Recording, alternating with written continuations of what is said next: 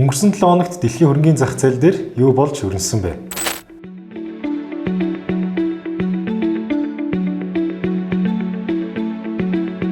Өнгөрсөн 7 хоногт Америкийн нэгдсэн улсын индексүүд, алт, криптовалют болон бүгд найрамдах хятад ард улсын технологийн компаниуд буюу тэр дундаа чип үйлдвэрлэлийн компаниуд өндөр өсөлтийг үзүүлээд байгаа юм.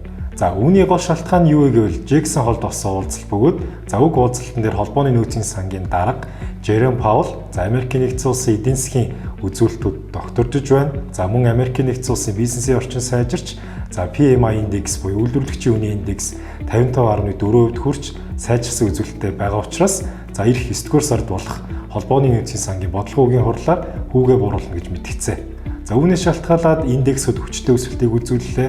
Мөн алтны ханш бас өндөр өсөлтийг үзүүллээ. Үүн дээр нэмэгдээд криптовалют ч гэсэн хүчтэй өсөд байгаа юм. Тэгвэл энэ 7 хоногт Nvidia компани тайлан зарлагдана. Nvidia компани тайланг зах зээл тэр чигээрээ хүлээж байгаа. Nvidia компани тайлангаа шалтгаалаад зах зээл дээр үүсэх нөлөөнөөс шалтгаалan энэ сүүлийн хагас жилийн хөрөнгөний зах зээлийн өнгө төрхийг тодорхойлох чухал магадлалтай тайл юм а.